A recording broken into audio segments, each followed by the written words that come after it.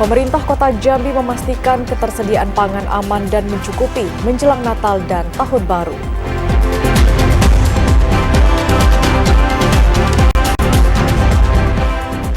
BMKG Jambi imbau masyarakat untuk mewaspadai potensi bencana hidrometeorologi wilayah barat Provinsi Jambi.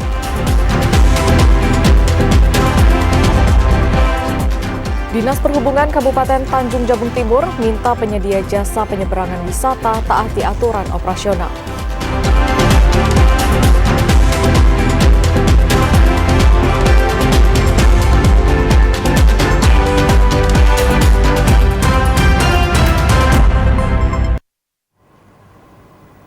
Assalamualaikum warahmatullahi wabarakatuh. Senang rasanya Jambi hari ini kembali menyapa Anda edisi Sabtu 21 Desember 2024. Ya, selain 3 topik utama tadi, tim redaksi kami juga telah menyiapkan sejumlah informasi penting dan menarik lainnya untuk Anda. Bersama saya, Septinita. Dan saya Dapur Silalahi, kita jelang Jambi hari ini selengkapnya.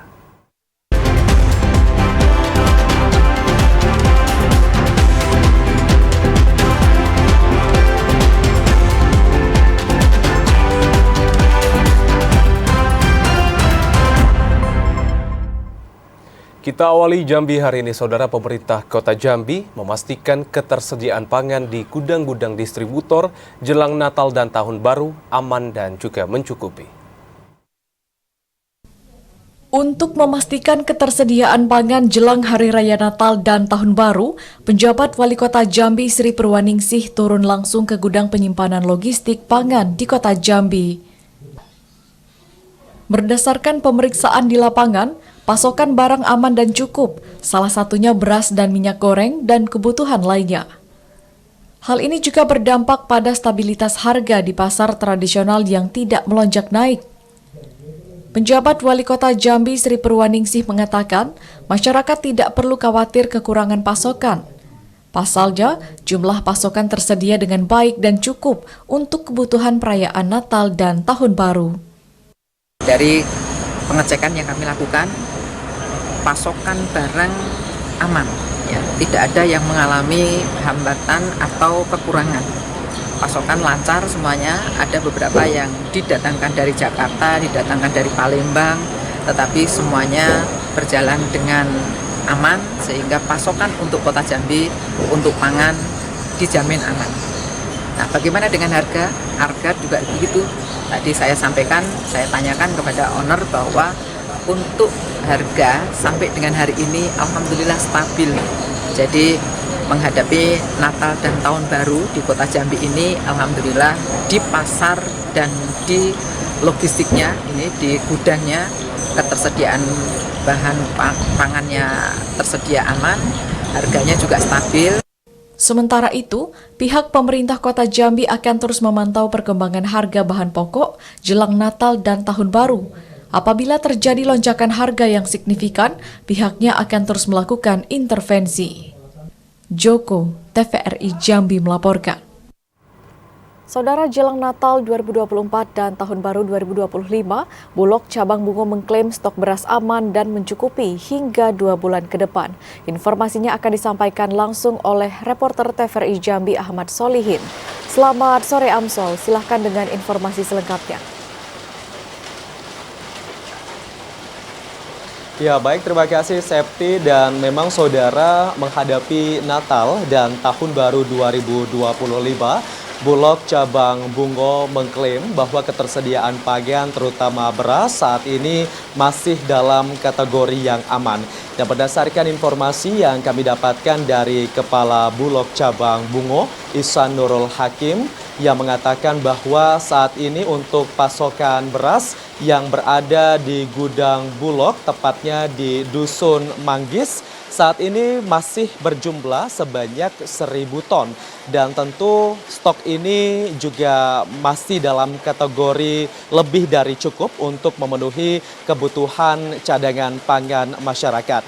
Dan tentunya dari stok yang tersedia ini, saudara, mampu untuk memenuhi kebutuhan beras bagi masyarakat Kabupaten Bungo hingga 2 bulan ke depan atau tepatnya hingga bulan Februari tahun 2025 mendatang.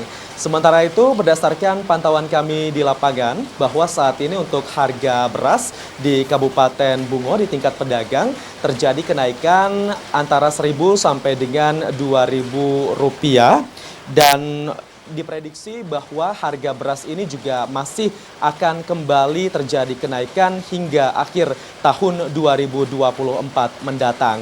Dan apabila kenaikan harga beras ini melebihi Rp3.000, maka nantinya pemerintah kabupaten juga bekerja sama dengan Bulog akan melakukan operasi pasar. Masyarakat diminta untuk tidak perlu khawatir karena saat ini memang stok beras di Kabupaten Bungo dalam kondisi yang aman. Apalagi saat ini juga ada sejumlah petani yang telah melakukan musim panen. Dan sebagian persediaan beras di tahun depan saat ini juga diupayakan petani karena sebagian petani juga ada yang melakukan masa tanam. Apalagi para petani yang memiliki sawah tada hujan. Mengingat saat ini Kabupaten Bungo juga sudah memasuki musim penghujan. Dan memang tidak hanya fokus pada beras saja, saudara, namun ketersediaan bahan pokok lainnya seperti minyak goreng dan juga gula saat ini masih dilakukan proses pengadaan dan menyesuaikan dari kebutuhan masyarakat yang ada di Kabupaten Bungo. Sementara demikian dapat kami laporkan, kita kembali ke Septi. Laporan Ahmad Solihin langsung dari Kabupaten Bungo. Terima kasih atas laporan Anda. Selamat sore dan selamat bertugas kembali. Sementara itu, saudara, jelang Natal dan Tahun Baru, sejumlah kebutuhan bahan pokok di Pasar Handil Kota Jambi merangkak naik. Hal ini disebabkan karena tingginya permintaan konsumen yang tidak diiringi dengan pasokan yang mencukupi. Sejumlah harga komoditas kebutuhan bahan pokok di pasar tradisional Handil Kota Jambi merangkak naik jelang Natal dan Tahun Baru. Naiknya harga bahan pokok ini sudah terjadi sejak 1 pekan terakhir. Salah satunya harga cabai rawit merah yang saat ini mencapai Rp40.000 per kilogram. Sementara harga sebelumnya hanya berkisar Rp35.000 per kilogramnya. Kemudian harga cabai merah mengalami kenaikan menjadi Rp35.000 per kilogram dari harga sebelumnya Rp30.000 per kilogram. Selain cabai, minyak goreng juga mengalami kenaikan harga. Kemudian sayur-sayuran dan berbagai bahan pokok lainnya. Pedagang dan konsumen mengharapkan ada peran pemerintah dalam menstabilkan harga agar tidak terjadi lonjakan yang signifikan. Cabai udah mulai beranjak naik, biasa kan 35, sekarang udah 40. Sayur-sayuran juga mulai naik. Kalau cabai geprek berapa, Bu? Cabai geprek 40, biasa kan 35, hari ini 40. Cabai merah? Cabai merah tergantung kualitas, ada yang 35, ada yang 30, ada yang 40, tergantung kualitas bagusnya. Ya. Kalau yang basah tuh bisa 30-an kan. Selain cabai apa lagi yang Sembako udah mulai juga kayak apa? Santan-santan kara udah mulai naik, minyak-minyak sayur kan. Bawang-bawang, bawang putih. sejak kapan, Bu? Udah bertahan lah dari seminggu kemarin udah mulai naik terus. Sampai dengan Natal nanti bakal naik atau gimana, Bu? Berkemungkinan pasokan ke orang barang bisa kurang kan, berkemungkinan naik terus. Diperkirakan sejumlah kebutuhan bahan pokok akan terus melonjak naik karena daya minat beli masyarakat tinggi yang tidak diiringi dengan pasokan yang mencukupi. Joko, TVRI Jambi melaporkan. Jelang libur Natal dan Tahun Baru, daerah Kampung Laut Kabupaten Tanjung Jabung Timur diprediksi akan menjadi tempat tujuan wisata. Para penyedia jasa penyeberangan diminta untuk tetap lengkapi peralatan bagi penumpang. Kabupaten Tanjung Jabung Timur menjadi salah satu destinasi yang sering dikunjungi banyak wisatawan di libur Natal dan Tahun Baru 2025. Wisatawan berlibur ke Kabupaten Tanjung Jabung Timur pastinya akan menuju Kampung Laut yang berada di Kecamatan Kuala Jambi dan Pulau Berhala yang menjadi daya tarik. Kabid Operasional Dinas Perhubungan Kabupaten Tanjung Jabung Timur Romi Eko Saputra mengatakan, sebagai daerah yang memiliki potensi pariwisata bahari yang kian populer, tingkat kunjungan dari tahun ke tahun ke daerah tersebut diprediksi terus mengalami peningkatan. Peningkatan kunjungan ini menjadikan usaha masyarakat sebagai penyedia jasa kapal penumpang semakin meningkat pula. Sebab para pengunjung yang datang bukan saja sekedar melakukan liburan ke kampung laut, akan tetapi tidak sedikit melakukan penyeberangan ke Pulau Berhala. Berdasarkan kondisi tersebut, ditegaskan kepada pemilik kapal agar menyediakan peralatan keselamatan penumpang, seperti jaket pelampung, alat pemadam kebakaran, dan alat keselamatan lainnya. Dalam beberapa hari ke depan, Dinas Perhubungan akan mendampingi BPTD kelas 2 Jambi untuk melakukan rem cek di sejumlah pelabuhan. Mungkin untuk kegiatan liburan Natal dan Tahun Baru ini ada beberapa pelabuhan yang akan digunakan untuk penyeberangan. Misalnya para wisatawan yang akan menyeberang ke Pulau Berhala, itu biasanya itu dari pelabuhan Nipah Panjang. Nah, kemudian untuk kesiapannya sudah juga kami nanti akan mendampingi tim dari BPTD 2 Jambi untuk melaksanakan ram cek di pelabuhan-pelabuhan yang akan digunakan oleh masyarakat nanti. Dinas Perhubungan mengingatkan kepada pemilik kapal agar melakukan pemeliharaan kapal secara berkala agar kondisi kapal selalu sesuai dengan standar konstruksi. Kliva Patria, TVRI Jambi melaporkan.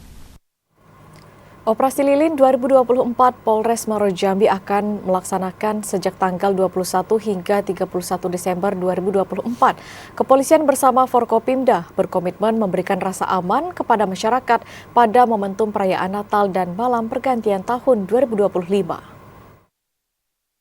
Kepolisian Resort Muaro Jambi bersama TNI, unsur Forkopimda, dan stakeholder terkait menggelar apel pasukan Operasi Lilin 2024 di lapangan hijau Mapolres Muaro Jambi. Apel yang diikuti ratusan personil gabungan ini sebagai bentuk komitmen Forkopimda dalam memberikan rasa aman dan nyaman kepada masyarakat yang merayakan Natal dan Tahun Baru. Kapolres Muaro Jambi AKBP Heri Supriawan mengatakan, selain disiagakan di 5 pos pelayanan dan pengamanan, personil gabungan juga disiagakan di berbagai titik, seperti di rumah ibadah, tempat wisata, dan patroli ke berbagai wilayah untuk menjamin kenyamanan dan keamanan bagi masyarakat. Seluruh pasukan yang disiagakan dinyatakan siap untuk pengamanan, termasuk sarana dan prasarana dalam mendukung pengamanan pada momen perayaan Hari Raya Natal 2024 dan Tahun Baru 2025.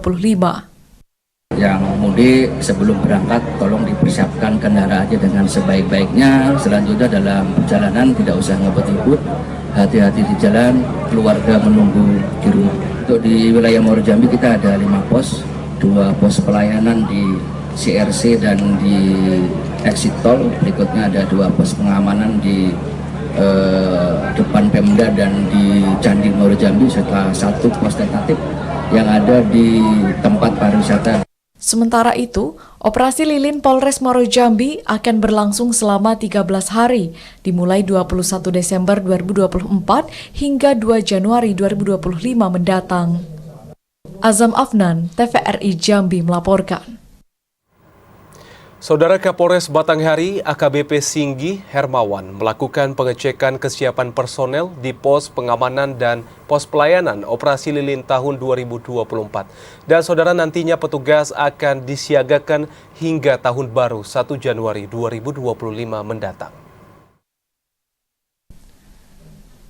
Jelang Natal 25 Desember tahun 2024 dan Tahun Baru 2025, Polres Batanghari bersama TNI dan Pemkab Batanghari mulai melakukan pelaksanaan Operasi Lilin dengan melibatkan 183 personil yang disiagakan di pos pengamanan serta pos pelayanan.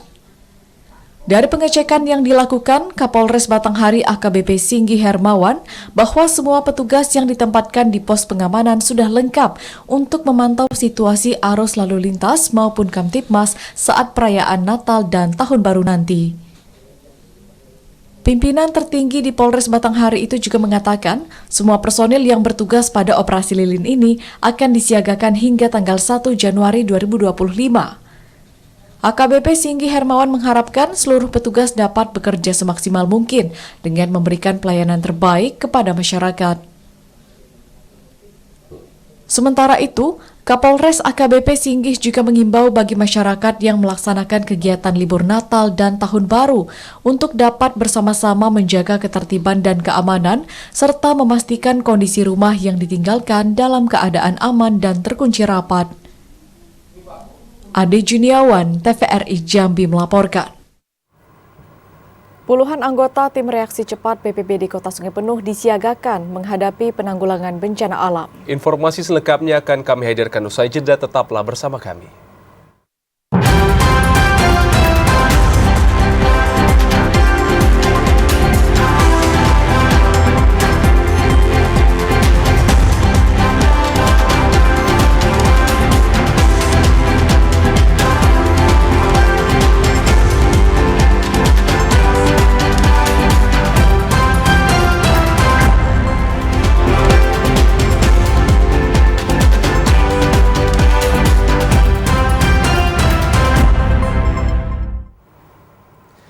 Terima kasih saudara, Anda kembali bersama kami di Jambi hari ini.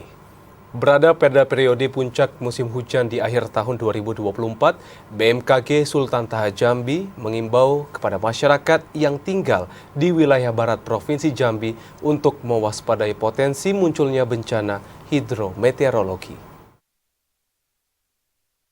Badan Meteorologi, Klimatologi, dan Geofisika Sultan Taha Jambi mengimbau masyarakat untuk mewaspadai potensi munculnya bencana hidrometeorologi, mulai dari banjir, banjir bandang, tanah longsor, maupun angin kencang pada puncak musim hujan di akhir tahun 2024.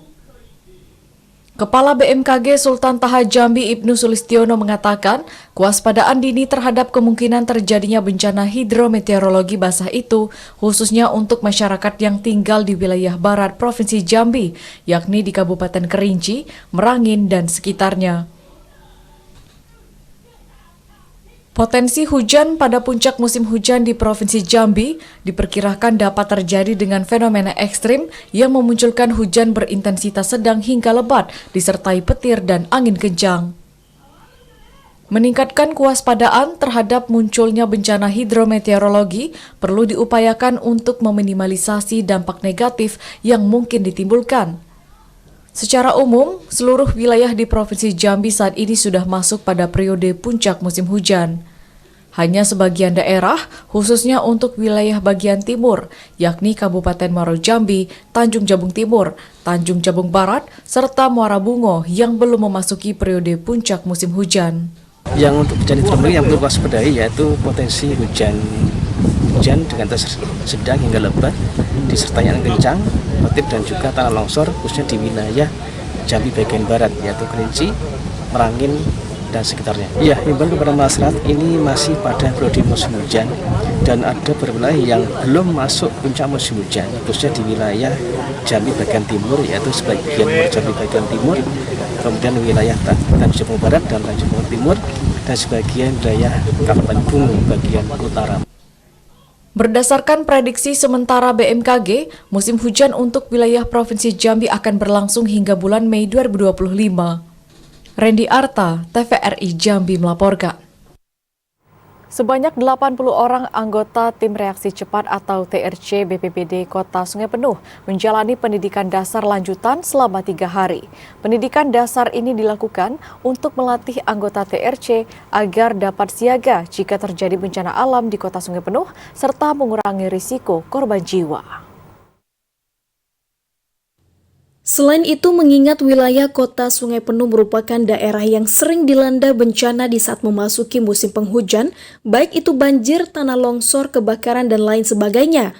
Badan Penanggulangan Bencana Daerah BPBD Kota Sungai Penuh melaksanakan pendidikan dasar lanjutan bagi seluruh anggota Tim Reaksi Cepat BPBD Kota Sungai Penuh. Kegiatan ini dilaksanakan untuk meningkatkan kemampuan, keterampilan kesiapsiagaan dalam penanggulangan bencana alam, serta melakukan penyelamatan bagi warga yang tertimpa bencana guna mengurangi resiko korban jiwa. Kepala Pelaksana BPBD Kota Sungai Penuh Evan Drianto mengatakan, Sebanyak 80 anggota TRC BPBD Kota Sungai Penuh akan disiagakan dan akan membantu masyarakat jika terjadi bencana alam seperti banjir, tanah longsor, dan bencana kebakaran di Kota Sungai Penuh. BPBD Kota Sungai Penuh yaitu di kegiatan Diklat SAR. Untuk tahun 2024 ini kita melaksanakan Diksar lanjutan, Dikjur, daripada Diksar tahun-tahun sebelumnya. Dan adapun tujuan dari pelaksanaan kegiatan ini adalah untuk meningkatkan kemampuan, keterampilan, dan kesiapsiagaan daripada anggota TRC BPBD Kota Sungai Penuh dalam hal melakukan penanggulangan bencana yang akan terjadi di Kota Sungai Penuh pada masa-masa yang akan datang. Evan Drianto juga menambahkan dengan disiagakan sebanyak 80 anggota TRC, diharapkan kepada masyarakat jika terjadinya potensi bencana alam dapat segera menghubungi pihak BPBD Kota Sungai Penuh dan anggota TRC yang akan siap siaga selama 24 jam. Fahlan Diandra, TVRI Jambi melaporkan. Memasuki puncak musim hujan jelang Natal dan Tahun Baru, BPBD Bungo petakan dan siagakan peralatan bencana dengan personel di titik yang dianggap rawan bencana. Dan saudara, informasi selengkapnya akan disampaikan langsung oleh kontributor TVRI Jambi Mukriandi langsung dari Kabupaten Bungo. Selamat sore Mukriandi. Ya, selamat sore. Baik, wilayah mana saja yang dipetakan oleh BPBD yang rawan bencana longsor dan banjir di Kabupaten Bungo? Baik, dapat kami sampaikan di mana di Kabupaten Bungo sendiri pada bulan Desember ini, apalagi menjelang Natal dan Tahun Baru, untuk intensitas hujan di Kabupaten Bungo sudah mulai terjadi peningkatan, baik hujan dengan intensitas sedang, bahkan intensitas tinggi, bahkan disertai dengan petir dan angin kencang. Dari BPBD Bungo sendiri sudah memetakan beberapa kecamatan maupun dusun yang dianggap cukup rawan bencana alam, seperti Kecamatan Jujuhan Hilir, Pelepat Hilir, Tanah Tumbu, Kecamatan Limbur Lubuk Mengkuang, Kecamatan Batin Tiga Hulu, dan Kecamatan Aratau Pandan. Itu juga untuk daerah yang dianggap rawan longsor, terdapat di 3 kecamatan, yakni Kecamatan Limbur Lubuk Mengkuang, Kecamatan Rantau Pandan, Kecamatan Batin Tiga Hulu, di mana ketiga kecamatan ini kecamatan yang cukup terjauh dari Kota Muara Bungo dengan dikelilingi perbukitan, sehingga apabila terjadi hujan 1-3 hari, daerah ini berpotensi terjadinya tanah longsor, bahkan bisa memutus akses jalan dari kecamatan satu ke kecamatan lainnya.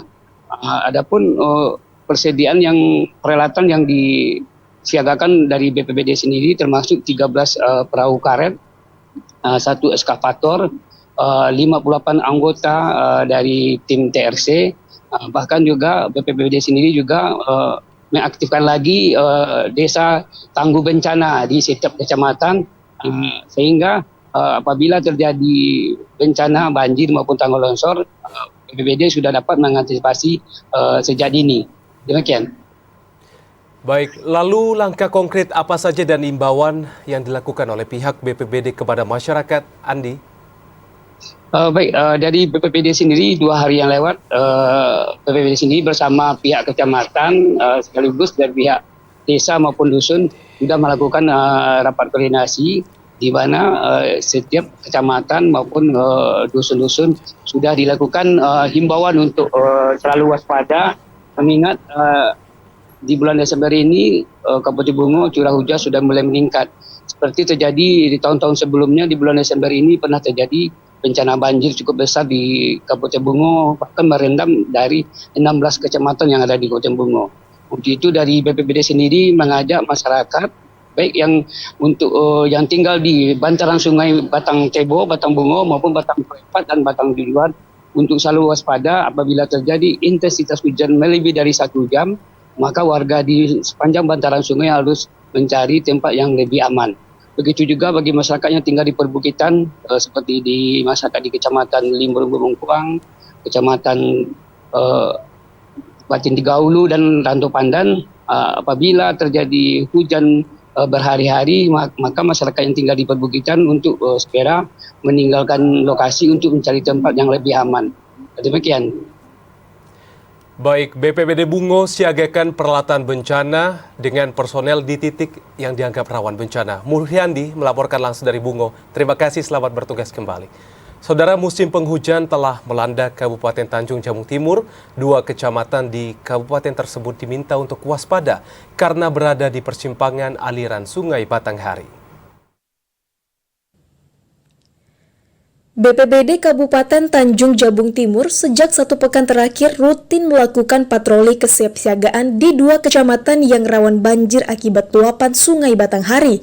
Patroli ini dilakukan guna mengecek ketinggian muka air di sejumlah wilayah yang mulai naik akibat curah hujan yang cukup tinggi beberapa hari terakhir.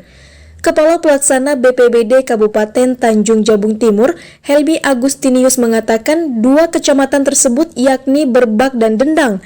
Hal ini disebabkan wilayah kecamatan itu berbatasan langsung dengan aliran Sungai Batanghari dan pertemuan simpang sungai sehingga air kiriman dari hulu akan berkumpul di wilayah ini. Kabupaten Tanjung Jabung Timur yang rawan terhadap bencana banjir yaitu ada 2 kecamatan yang sangat krusial, yaitu pertama Kecamatan Berbak karena itu lintasan Sungai Batanghari, selanjutnya ada Kecamatan Dendang yang juga termasuk wilayah lintasan Sungai Batanghari.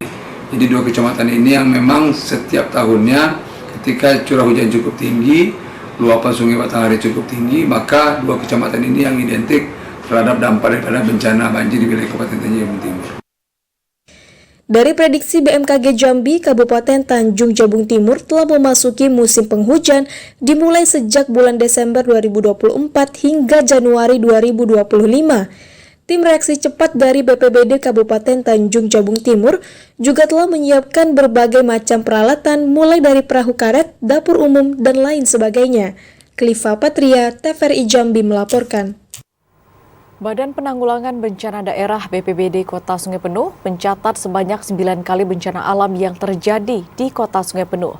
Bencana alam yang terjadi yaitu banjir, tanah longsor, dan kebakaran. Badan Penanggulangan Bencana Daerah BPBD Kota Sungai Penuh mencatat sebanyak 9 kali bencana alam yang terjadi di sepanjang tahun 2024 didominasi oleh bencana banjir, tanah longsor, dan kebakaran. Kepala Pelaksana BPBD Kota Sungai Penuh, Evan Rianto mengatakan, sebanyak 9 kali terjadinya bencana alam di Kota Sungai Penuh, yaitu diantaranya 3 kali bencana banjir, 2 kali bencana longsor, dan 4 kali bencana kebakaran. Untuk bencana alam yang terparah terjadi pada bulan Januari hingga Februari 2024, yaitu musibah banjir yang hampir merendam seluruh kecamatan yang ada di Kota Sungai Penuh. 2024, bencana yang melanda Kota Sungai Penuh itu ada 3, bencana longsor, banjir, dan kebakaran. Kalau untuk longsor itu ada 2 kali longsor di Kota Sungai Penuh. Kemudian kebakaran ada 4 kali kebakaran. Kemudian banjir itu ada 3 kali. Dan yang terbesar banjir di akhir tahun 2023 dan awal tahun 2024 itu kita sama-sama mengetahui banjir yang hampir melanda seluruh kecamatan yang ada di Kota Sungai Penuh. Evan Rianto juga mengimbau kepada seluruh masyarakat agar selalu waspada jika terjadinya potensi bencana alam dan segera melaporkan ke BPBD Kota Sungai Penuh jika terjadinya bencana alam. Fahlan, TVRI Jambi melaporkan. Saudara, 1 hektar perkebunan sawit milik warga Kecamatan Sumai, Kabupaten Tebo dirusak sekelompok gajah. Informasi selengkapnya akan kami hadirkan usai jeda sesaat lagi.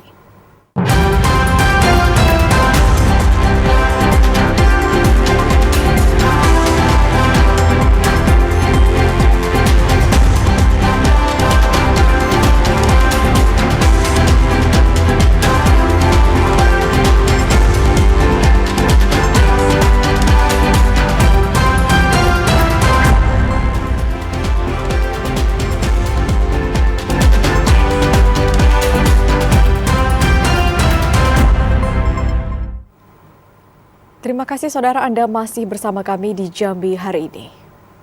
1 hektar perkebunan sawit milik warga di Desa Semambu, Kecamatan Sumai, Kabupaten Tebo dirusak oleh sekelompok gajah. Gajah ini merusak tanaman sawit dengan cara menginjak dan memakan sejumlah bibit saat di lokasi perkebunan.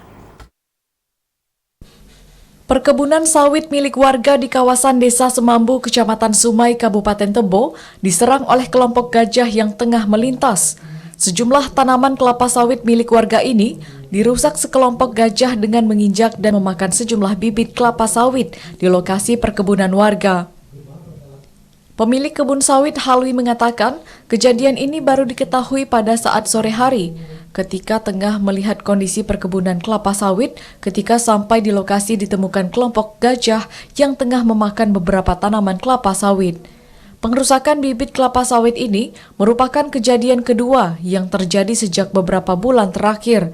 Dan untuk kali ini, perkebunan kelapa sawit berkisar 1 hektar telah dirusak oleh beberapa ekor gajah. Kan memang sengaja nak kesini menengok kebunku. Memang kan ditengok kebunku malam-malam kan ditengok juga. Nah, ditunggu kalau malam.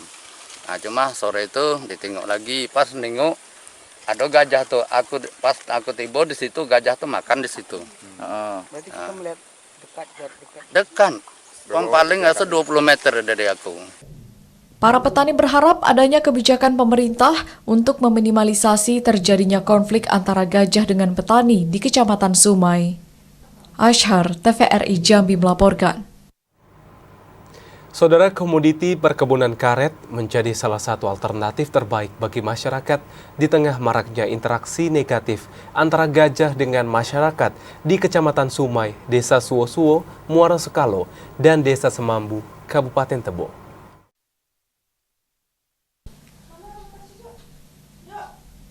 Budidaya perkebunan karet menjadi salah satu alternatif terbaik bagi masyarakat di tengah maraknya interaksi negatif antara petani dengan hewan gajah, khususnya di 3 desa Semambu, Suwo-Suwo, Muara Sekalo, Kecamatan Sumai, Kabupaten Tebo. Salah seorang petani karet Desa Semambu, Kecamatan Sumai, Kabupaten Tebo, Abdul Khoris mengatakan, sejak tahun 2011 silam, interaksi gajah dengan para petani karet mulai berkurang. Hal ini dikarenakan mulai banyaknya penanaman karet yang digemari oleh para gajah saat melintasi lokasi tersebut. Sementara itu, juga diiringi dengan harga penjualan karet juga mulai mengalami peningkatan sejak beberapa bulan terakhir. Dulu waktu saya baru masuk ke sini 2011, gajah kan belum ada pilihan, dia tetap nyerang ke karet. Tapi dengan adanya 2012, 2013 banyak pendatang masuk, dia tanam sawit. Sekarang dia sudah nggak mau lagi tentang makan batang karet gajah itu. Makanya kita bertahan. Nah, sedangkan kalau kita tanam sawit itu memang makanan dia. Proyek Eksekutan WWF Indonesia Landscape Bukit 30 Nazli Herimsyah mengatakan, guna meminimalisasi terjadinya interaksi negatif antara gajah dan masyarakat, WWF Indonesia Landscape Bukit 30 hingga saat ini terus mendorong para petani karet untuk tetap mempertahankan komoditi tersebut. Kedepannya beberapa strategi akan terus diberikan bersama sejumlah stakeholder terkait untuk membantu meningkatkan perekonomian para petani karet di Kecamatan Sumai. Salah satunya dengan terus mendukung pembentukan kelompok petani karet untuk mendorong peningkatan harga jual karet. Karet bahwa ini adalah yang pertama menjadi komoditi awal yang dikenal masyarakat. Nah, kemudian maraknya konversi ke tanaman lain itu menjadi sebuah tantangan, terutama tidak hanya dari sektor ekonomi, juga dari konservasi itu sendiri atau lingkungan itu sendiri.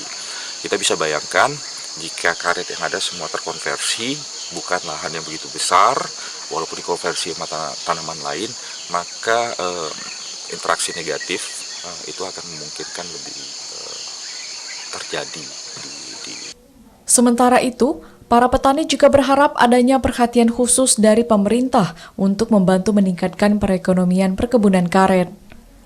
Saat ini, sejumlah petani karet tengah mengalami permasalahan adanya jamur akar putih yang tengah dihadapi para petani karet di 3 desa tersebut.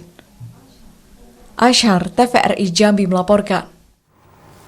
Meski berada di wilayah yang sering terjadi interaksi negatif antara gajah dengan masyarakat, para siswa Sekolah Dasar Negeri 67 Desa Sekalo tetap semangat memperoleh pendidikan akademik dan ilmu keterampilan yang diselenggarakan oleh pihak sekolah.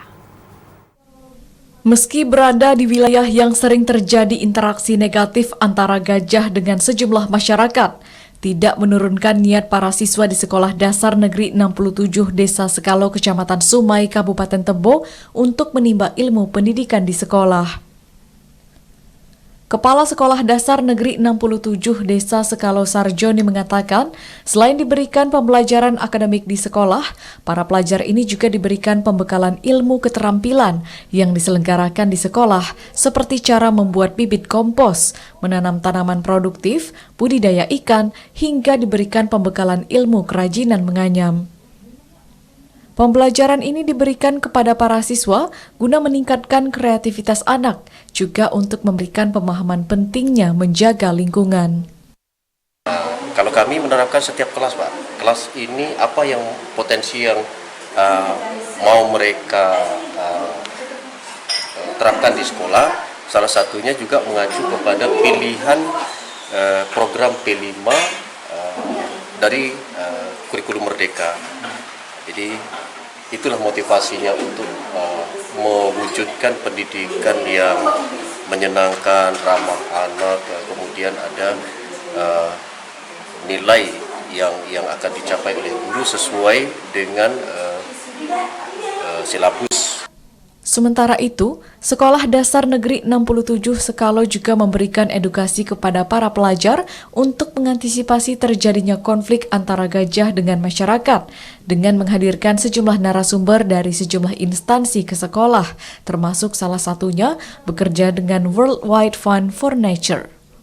Ashar, TVRI Jambi melaporkan.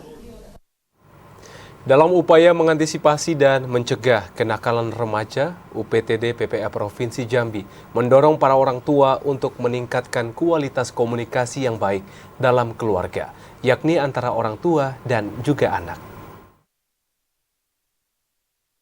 Menyikapi peningkatan kasus kenakalan remaja yang terjadi dalam beberapa tahun terakhir menjadi persoalan sosial di tengah masyarakat, Kepala Unit Pelaksana Teknis Daerah Perlindungan Perempuan dan Anak atau UPTD PPA Provinsi Jambi Asino Prini mendorong orang tua untuk meningkatkan kualitas komunikasi dalam keluarga.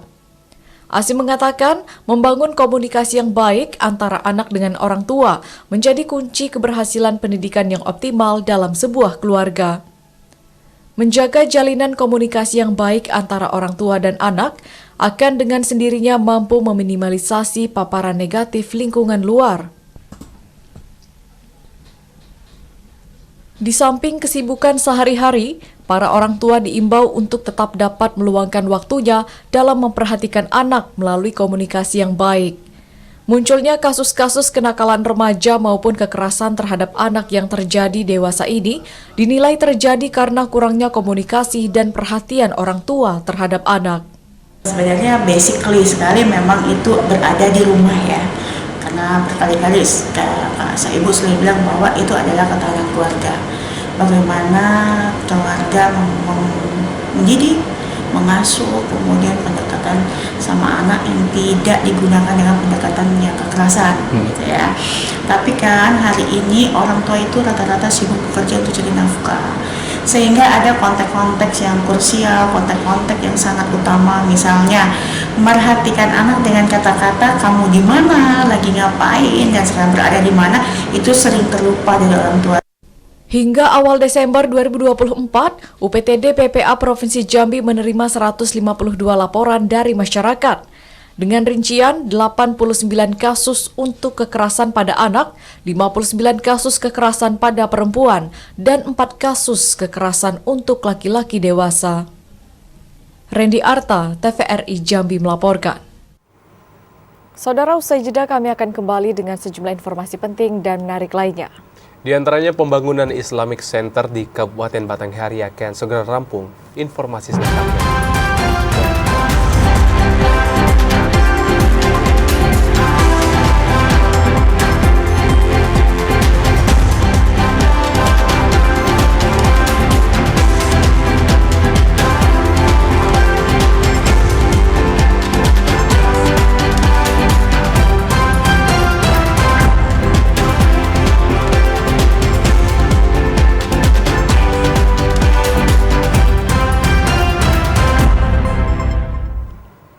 Terima kasih Anda kembali bersama kami di Jambi hari ini.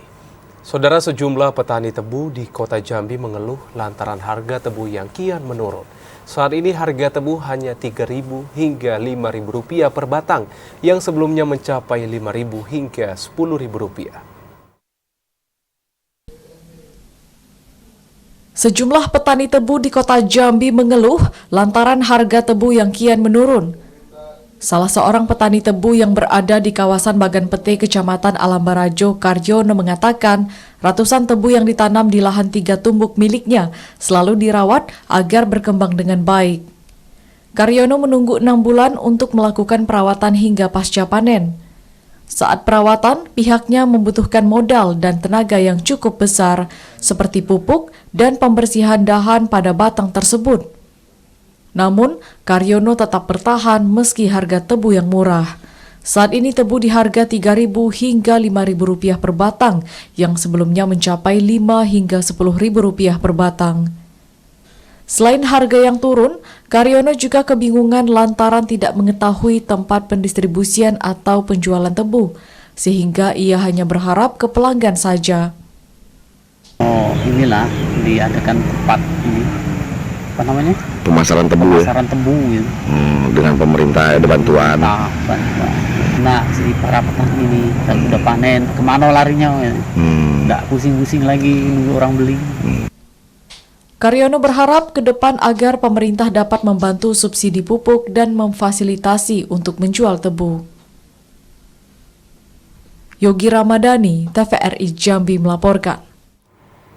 Hingga akhir tahun 2024, berbagai jenis narkoba disita oleh Satres Narkoba Polres Muaro Jambi.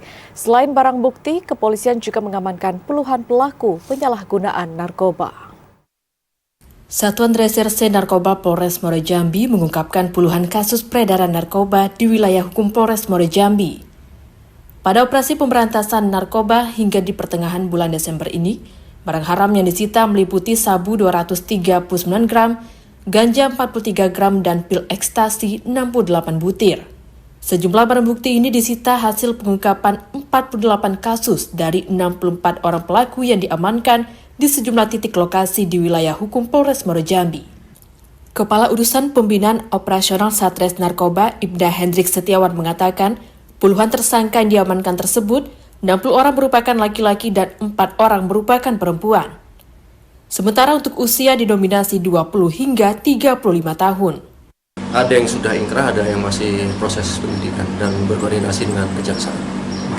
Ini kalau apakah yang kita temukan ini mereka yang masih menempuh pendidikan atau sudah tidak lagi?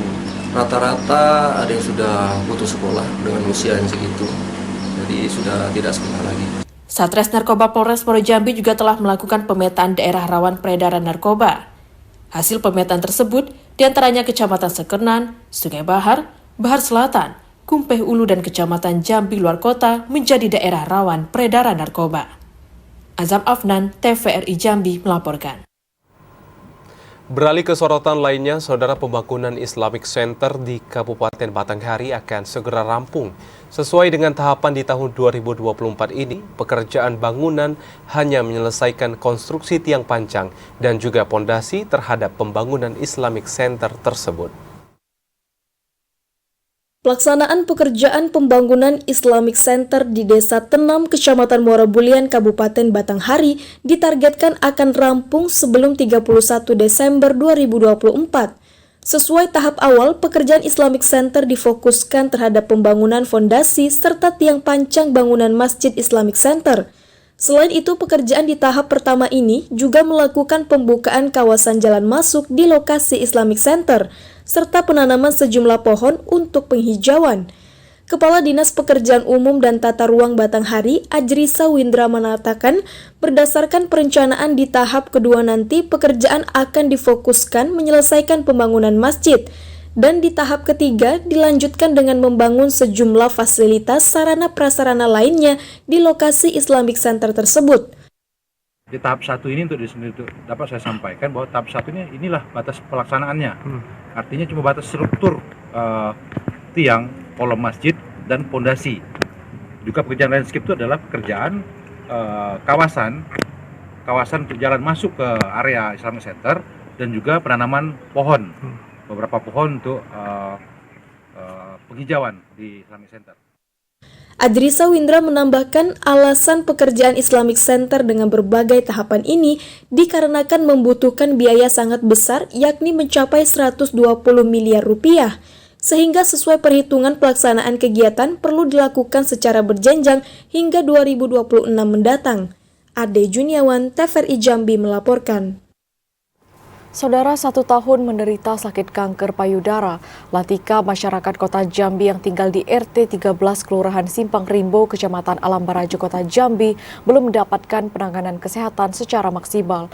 Mengingat kondisi ekonominya yang lemah, Latika berharap sentuhan pemerintah akan kesembuhan penyakit yang dideritanya. Beginilah kondisi Latika, wanita berusia 53 tahun yang mengalami sakit kanker payudara stadium 4, hidup dengan penuh keterbatasan ekonomi dan ditambah dengan kanker payudara yang dideritanya sejak 1 tahun lalu. Latika merupakan janda yang memiliki 5 orang anak karena penyakit yang dideritanya membuat ia tidak berdaya dan hanya terbaring di rumah. Menurut keterangan keluarganya, kondisi Latika semakin memburuk pasca dioperasi. Jahitan yang telah dilepas, namun bekas operasi tersebut terus tampak sehingga harus ditutup dengan perban. Meski telah memiliki kartu kesehatan BPJS, namun pihaknya tetap mengeluarkan biaya mengganti perban dan menebus obat. Sekarang di kemo atau kayak mana, Bu? Kemonya sudah, kemo pertama langsung diangkat. Sudah diangkat berarti kankernya. Iya. Nah, proses selanjutnya apa, Bu? Pemulihan katanya. Dikata berhasil, kami nggak tahu juga karena keadaan ibu seperti ini kan. Memang keadaannya seperti apa sekarang, Kak? Ya, ibu ini semakin lemes, aku lukanya kok semakin lebar dari sebelum operasi gitu, Nabi. Hingga saat ini, pihak keluarga hanya mengharapkan uluran tangan kerabat untuk membantu biaya pemeriksaan di rumah sakit. Yogi Ramadhani, TVRI Jambi melaporkan. Informasi tadi sekaligus menutup perjumpaan kita di Jambi hari ini. Terima kasih atas perhatian dan kebersamaan Anda. Akhirnya saya Septinita. Dan saya Dapur Silalahi bersama dengan kerabat kerja yang bertugas pamit undur diri. Wassalamualaikum warahmatullahi wabarakatuh dan sampai jumpa.